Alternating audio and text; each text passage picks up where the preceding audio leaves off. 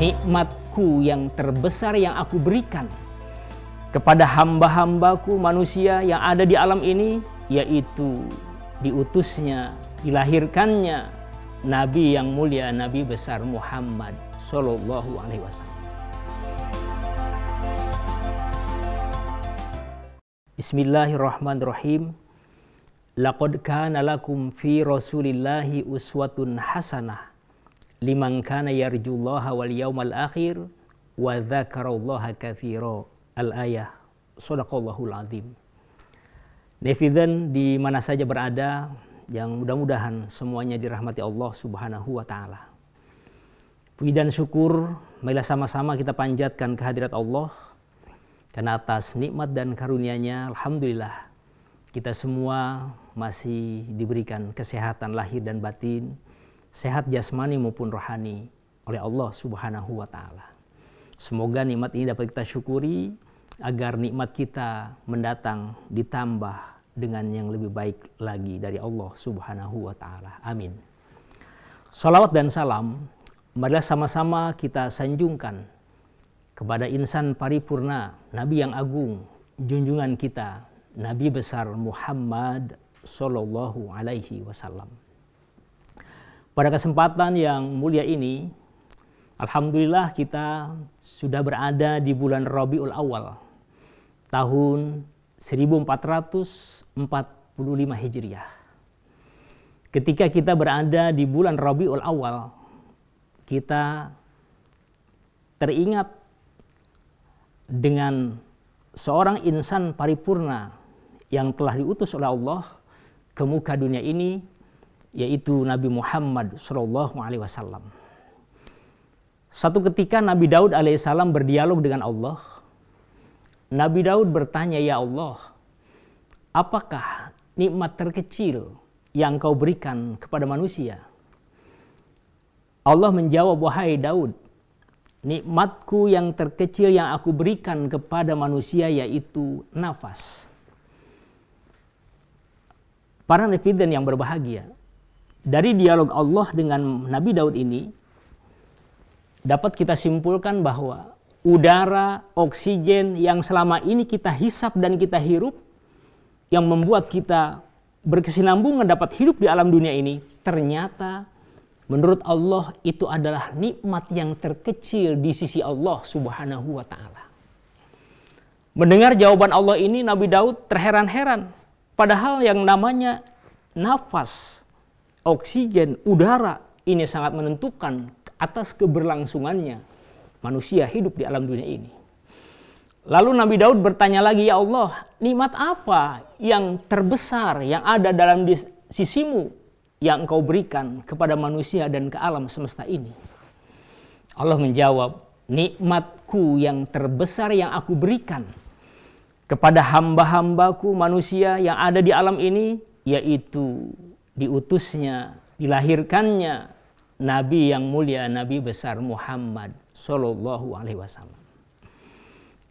Dari dialog Allah dengan Nabi Daud ini dapat kita simpulkan ternyata diutusnya Nabi Muhammad Sallallahu Alaihi Wasallam nikmat terbesar bagi alam semesta ini. Di dalam hadis Rasulullah Sallallahu Alaihi Wasallam beliau bersabda, laulaka ma khalaqtu min amlak. Kata Rasul, Allah Subhanahu wa taala menyatakan, andaikan bukan karenamu Muhammad, niscaya aku tidak ciptakan alam dunia ini. Subhanallah. Ternyata adanya alam dunia ini, bisanya kita hidup di alam dunia ini, nikmatnya kita berada di satu tempat seperti ini tidak lain adalah berkat jasa Nabi besar Muhammad Sallallahu Alaihi Wasallam. Kita lihat dalam sejarah bagaimana dunia patrah kosongnya dari hidayah Allah sebelum diutusnya Nabi Muhammad SAW. Bahkan ketika Allah firmankan di dalam salah satu firman beliau di dalam surat An-Nahl, Allah menyatakan dalam salah satu firmannya itu, kata Allah, "Idza buthira ahaduhum bil untha dhalla wajhuhu muswaddan wa huwa kadzim." Ketika zaman jahiliyah sebelum diutusnya Nabi Muhammad SAW, ketika ada seseorang wanita lalu mengandung, ketika usia kandungannya sudah menginjak 8 atau 9 bulan menjelang lahir, lalu dikabarkan oleh seorang juru rawat bahwa kandungannya kelak akan lahir seorang jabang bayi perempuan, maka seorang ibu itu wajahnya pucat merah, menahan malu dan marah. Kenapa? Karena akan melahirkan seorang anak berjenis kelamin perempuan. Jadi tidak heran ketika zaman jahiliyah dulu sebelum diutusnya Nabi Muhammad SAW, ketika ada seorang ibu kemudian lahir anaknya perempuan, disembelih hidup-hidup, dikubur hidup-hidup. Perempuan dianggap kaum yang lemah, yang tidak memiliki daya dan upaya. Mereka karena hidupnya berkafilah-kafilah, hidupnya karena berkelompok-kelompok. Hukum yang dulu berlangsung adalah hukum rimba, yang menang, yang kuat dialah yang menang. Maka dia lebih bangga ketika lahir anaknya berjenis kelamin laki-laki. Kalau anaknya berjenis kelamin perempuan, maka ketika zaman jahiliyah itu anak perempuan dikubur hidup-hidup. Hal ini seiring dengan firman Allah dalam surat An-Nahl tadi. Wa idza busyira ahaduhum bil untha dhalla wajhuhu muswaddan wa huwa kadhim. Jika seorang ibu melahirkan anaknya perempuan, mereka mukanya pucat pasi, merah padam, menahan malu karena akan lahir seorang anak perempuan. Nah, oleh karena itu kita saat ini bersyukur diutusnya Nabi Muhammad telah mengadakan perubahan secara totalitas, di mana kembali derajat wanita diakui keberadaannya, diangkat dengan firman Allah dan juga sabda beliau dengan sabdanya yang sangat kita kenal, al-jannatu tahta aqdamil ummahat. Surga berada di bawah telapak kaki ibu. Nah, oleh karena itu kita bersyukur dan kita teringat sekarang kembali di bulan Rabiul Awal ini, ungkapan rasa syukur itu harus kita implementasikan dengan banyak melakukan aktivitas yang membuat Allah ridho. Dan bentuk syukur kita dengan diutusnya Nabi Muhammad SAW, tentunya kita lestarikan ajaran-ajaran beliau agar hidup kita dimuliakan Allah di dunia maupun kelak nanti di akhirat. Para netizen yang berbahagia, untuk itu mari sama-sama kita lestarikan nasihat beliau. Kalau bukti kita cinta kepada Rasulullah SAW, apa yang harus kita lestarikan sebagai perwujudan kita cinta kepada Rasul, bersyukur atas diutusnya Rasulullah ke muka dunia ini oleh Allah Subhanahu wa taala. Pertama, perbanyak lisan kita bersolawat kepadanya. Dasar Rasulullah SAW dalam hadis beliau menyampaikan, "Aktsiru alayya sholatan fa inna sholatakum alayya maghfiratun lizunubikum." Kata Rasul, perbanyaklah kalian semua bersolawat kepadaku. Karena solawat yang kalian baca, yang keluar dari bibir-bibir kalian, niscaya akan meluluh lantakkan dan menghapuskan dosa-dosa kalian di hadapan Allah Subhanahu wa taala. Masya Allah. Oleh karena itu, mari sama-sama dalam rangka memperingati kelahiran Nabi yang mulia, sebagai bentuk rasa cinta kita kepada beliau, kita perbanyak sholawat di dalam kehidupan kita. Ajak anak istri kita, dimanapun kita berada, lantunkan sholawat sebanyak-banyaknya. Karena sholawat tadi dapat berfungsi menggugurkan dosa dan tentunya juga akan menjadi wasilah pertolongan Nabi Muhammad akan menyertai kita ketika kita nanti berada di akhirat. Amin ya Allah, ya Rabbal Alamin. Yang kedua, para netizen yang berbahagia, lestarikan ajaran-ajaran beliau. Kita bumikan ajaran-ajaran beliau kalau kita merasa cinta kepada Nabi Muhammad SAW. Dalam satu kisah ada sahabat yang bertemu dengan Rasul lalu berdialog. Ya Rasulullah, berikanlah aku nasihat singkat agar hidup aku mulia di dunia dan hidup aku mulia di akhirat kelak. Berikan nasihat itu ya Rasul. Baik, Kalau engkau mau aku berikan nasihat yang seperti itu, dengarkan, kata Rasul. Pertama, kata Rasul, idza kumta li sholati fasolli muwadiin.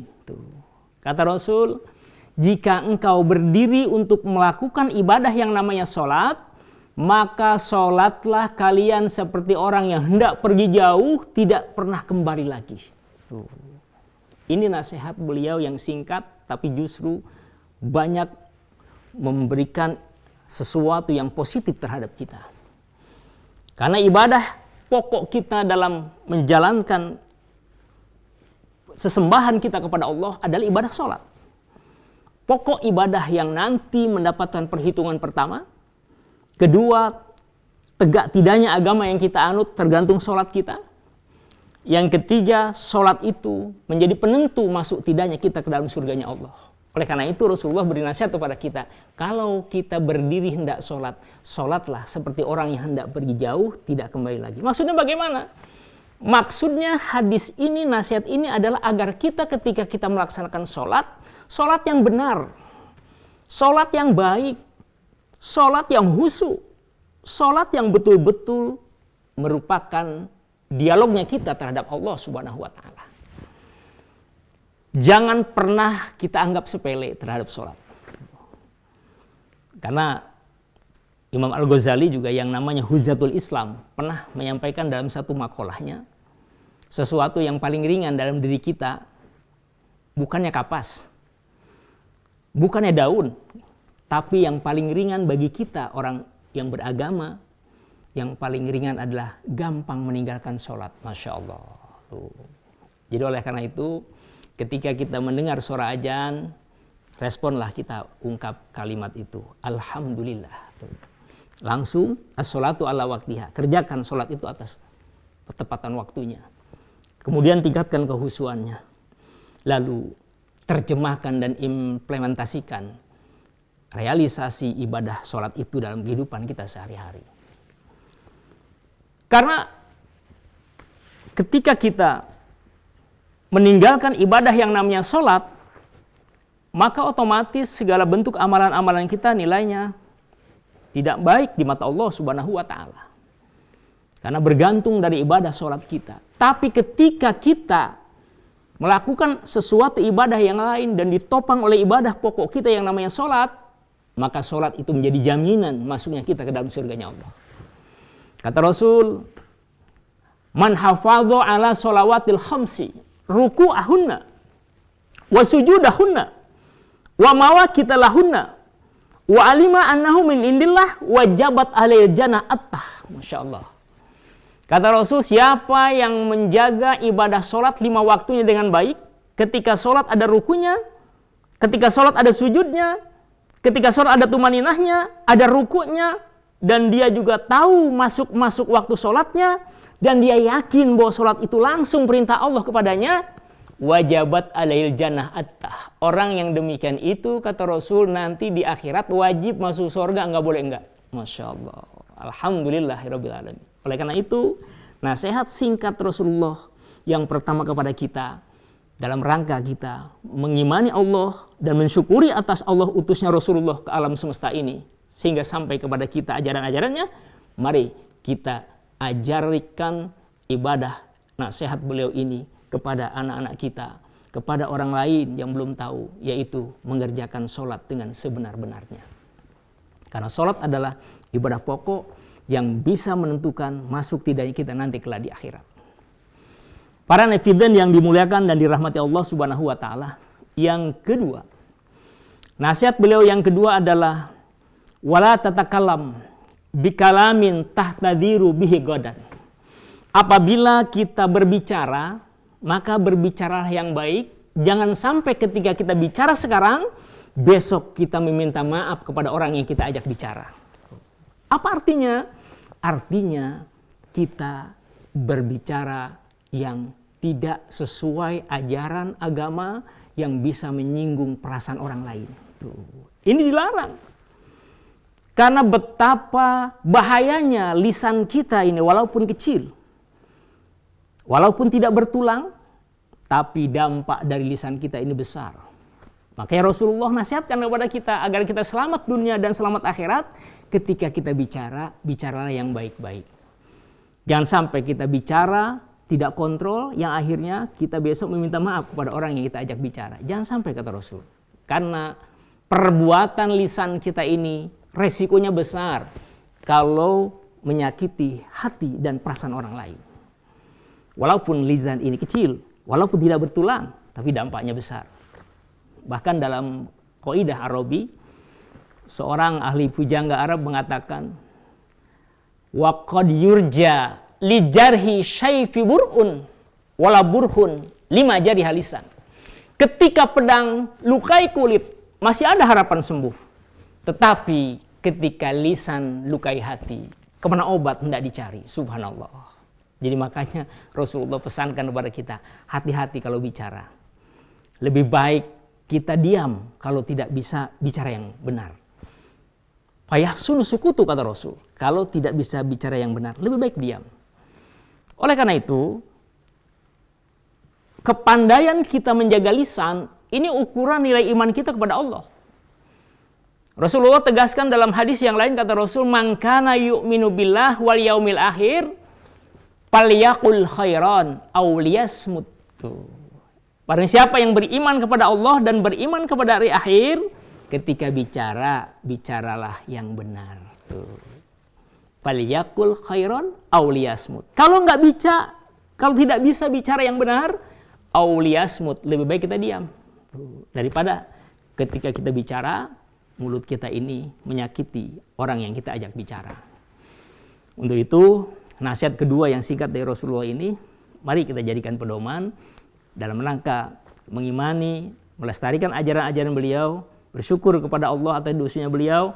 Kalau kita bergaul dengan orang, kita betul-betul jaga mulut, lisan kita agar tidak berbicara yang tidak-tidak sehingga menyakiti hati orang. Rasulullah sampai ketika beliau menasihatkan tentang masalah lisan, Rasulullah sampai pegang bibir beliau. Kata Rasul, wahai sahabatku, amlik lisanaka. Wahai Rasulullah, wahai sahabatku, jaga lisanmu. Sampai dipegang lisannya oleh Rasul. Wa sa'ya baitaka, luaskan rumahmu dengan bacaan-bacaan Al-Quran. Wa abki khoti'ataka, dan tangisilah segala dosa dan perbuatan salahmu. Ini nasihat beliau berkaitan dengan lisan, sampai dipegang lisannya. Kalau kita punya rumah ingin luas, bacain Al-Quran, kata Rasul. Dan kalau kita punya salah dan dosa, jangan kita sebar salah dosa kita, tapi tangisi, sesali agar dosa-dosa kita dimaafkan Allah Subhanahu wa Ta'ala.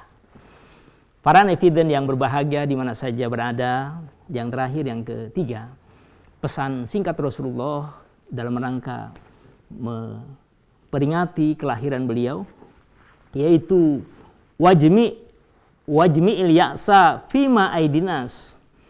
Hendaknya kita ini jangan memiliki tekad ingin memiliki sesuatu yang telah dimiliki orang lain, terutama permasalahan-permasalahan harta.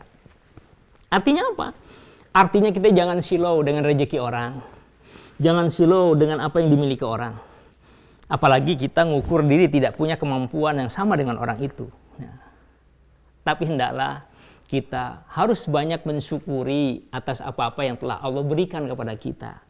Dengan mensyukuri nikmat itu, menggunakan nikmatnya sesuai dengan apa yang Allah berikan kepada kita, insya Allah nikmat mendatang akan Allah tambah dengan lebih baik. Inilah kunci nasihat Rasulullah.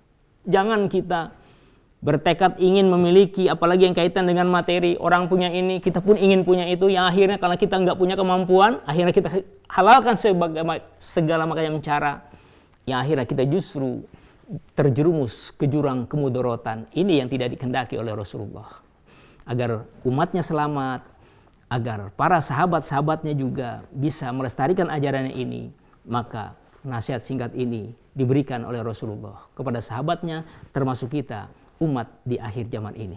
Mudah-mudahan dengan hikmah bersyukur kepada Allah atas diutusnya Nabi Muhammad SAW ke alam dunia ini, kita peringati kelahirannya, kita tumbuhkan rasa cinta kita kepada beliau, dan kita lestarikan ajaran-ajarannya. Mudah-mudahan kita semua mendapatkan keberkahan Allah, di dunia dan keberkahan ketika kita di akhirat. Para netizen yang berbahagia di mana saja berada, untuk itu kita lestarikan terus apa yang menjadi ajaran-ajaran Rasulullah SAW agar hidup kita ada di naungan ridha Allah Subhanahu wa taala. Karena Rasulullah betapa cintanya kepada kita umatnya. Di akhir hayat beliau, yang diingat oleh beliau tidak lain adalah ummati, ummati, ummati, umatku, umatku, umatku. Beliau tidak rela ketika nanti di akhirat ada satu aja dari umat Rasulullah yang masuk ke dalam neraka. Oleh karena itu Rasulullah SAW berikan ajaran-ajaran kepada kita agar kita selamat di dunia, terlebih-lebih nanti ketika di akhirat kita pun mendapat keselamatan. Untuk itu dari segi akhlak kita wajib tiru akhlak Rasulullah. Dari segi sifat kita hendaklah menjadikan akhlak Rasul sebagai bentuk dari perilaku-perilaku yang kita kerjakan dalam kehidupan ini.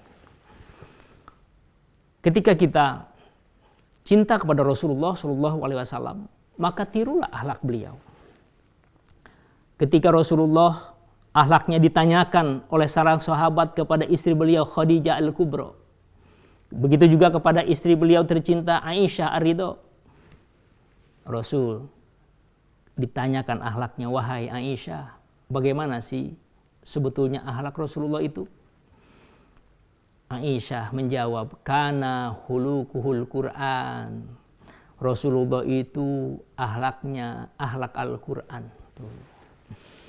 Jadi wajar kalau kita oleh Allah diperintahkan mensuri tauladani akhlak beliau, diperintahkan untuk mengikuti jejak langkah beliau, karena apa yang sudah ada di dalam Al-Quran semuanya sudah diterjemahkan oleh Rasul dalam kehidupan sehari-hari. Jadi yakin tidak akan pernah sesat kita kalau kita menjadikan Rasulullah sebagai figur dalam kehidupan ini. Karena akhlak beliau adalah akhlak Al-Quran. Bagaimana ketika kita bergaul terhadap orang yang lebih tua, ada ajaran Rasulullah. Bagaimana ketika kita juga bergaul terhadap orang yang sama derajatnya dengan kita, atau juga bergaul terhadap orang yang lebih muda dari kita, itu semua sudah diajarkan oleh Rasulullah, bagaimana yang termaktub di dalam ajaran Allah dalam Al-Quran. Sifat-sifat beliau juga perlu itu menjadi pedoman dalam hidup kita. Sidik, beliau orang-orang yang jujur, dapat dipercaya, amanah, tabligh, menyampaikan segala apa yang Allah titipkan, pesan-pesan moral disampaikan dengan baik oleh Rasulullah kepada umatnya, dan juga sifat patonah, kecerdasan yang ada dalam diri beliau. Itulah 4 sifat Rasulullah yang harus kita pedomani sehingga hidup kita ini bahagia, hidup kita ini sentosa, dan juga mendapatkan kebaikan-kebaikan di sisi Allah Subhanahu wa taala.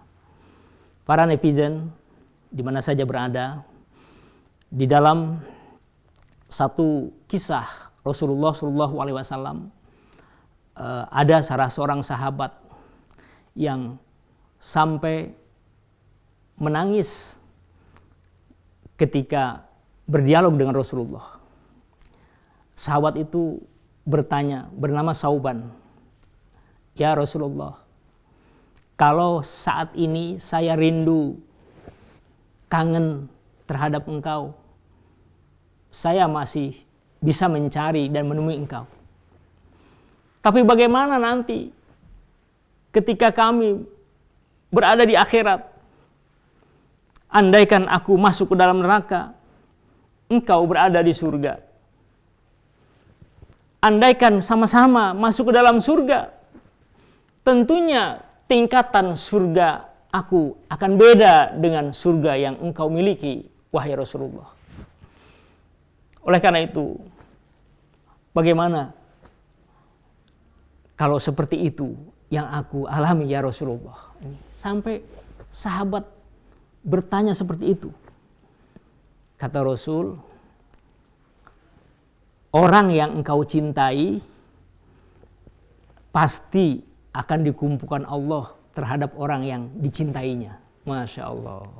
Jadi kalau kita, para netizen yang berada di mana saja, kita dari saat ini di dunia cinta terhadap Rasulullah, mengaminkan ajaran-ajarannya, mengamalkan juga, serta melestarikan apa-apa yang beliau sampaikan dalam hadis maupun juga di dalam ajaran-ajaran Allah di dalam Al-Quran. Kata Rasul, kita nanti dikumpulkan sesuai dengan yang dicintainya. Masya Allah. Ketika kita sekarang cinta kepada Nabi Muhammad, insya Allah kita nanti di akhirat pun akan dikumpulkan oleh Allah dengan Nabi Muhammad SAW. Amin ya Allah ya Rabbal Alamin. Begitupun juga kata Rasul, ketika kamu di dunia cinta kepada Fir'aun, maka kamu pun akan kumpul dengan Fir'aun. Oleh karena itu, dalam penjelasan dialog Rasulullah dengan sahabatnya ini menjadi pedoman kita agar ketika bergaul di alam dunia ini, hendaklah kita senantiasa selalu mensuri tauladani dan mencintai junjungan kita yang mulia Nabi besar Muhammad Sallallahu Alaihi Wasallam. Para netizen yang berbahagia di mana saja berada, dalam rangka kita memperingati Maulid Nabi besar Muhammad SAW sebagai ungkapan syukur kita, di samping kita lestarikan ajarannya, kita tumbuhkan rasa cintanya, kita juga suri tauladani akhlak-akhlaknya. Yang kedua, hendaklah kita cintai juga keturunan dan sanak famili serta keluarganya. Bukan hanya kita, ajarkan anak-anak kita cinta Rasul. Kita kan seperti ini kan karena jasa ibu bapak kita. Sekarang kita tumbuh besar dewasa, tahu Rasulullah, cinta Rasulullah. Karena memang ayah ibunda kita juga ngajarkan itu. Nah, oleh karena itu, dalam rangka di bulan Rabiul Awal ini, anak-anak kita pun kita kenalkan. Bukan hanya kepada Rasulullah, tapi juga kepada silsilahnya, keturunannya, sahabat-sahabatnya. Kita kenalkan. Itu cinta Rasul namanya. Dulu kan orang tua kita jangankan dalam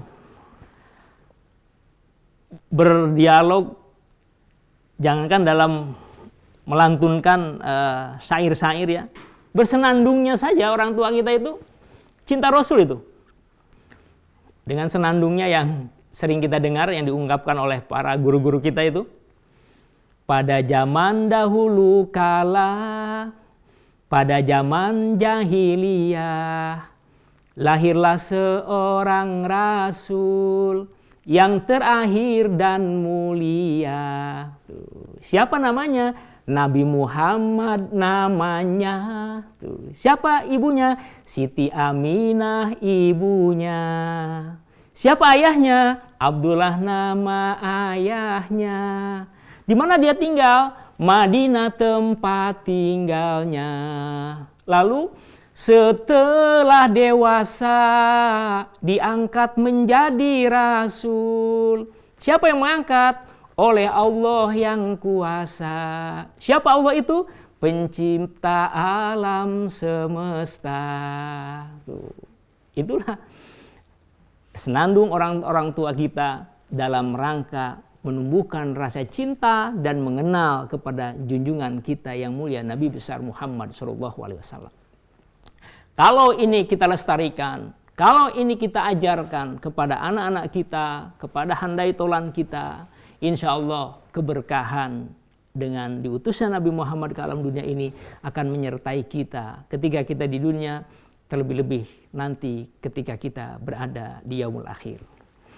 Para netizen di mana saja berada, cukup sampai di sini apa yang kami sampaikan dalam kaitannya hikmah Maulid Nabi Muhammad SAW.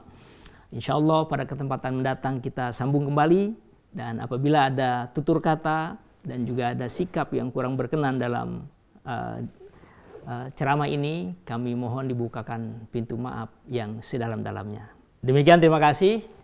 Mohon maaf apabila ada kekurangan dan kehilapan. Kami mohon dibukakan pintu maaf yang sedalam-dalamnya. Kami akhiri, billahi taufik wal hidayah. Wassalamualaikum warahmatullahi wabarakatuh. Jalas Pepa, Jaya Mahe.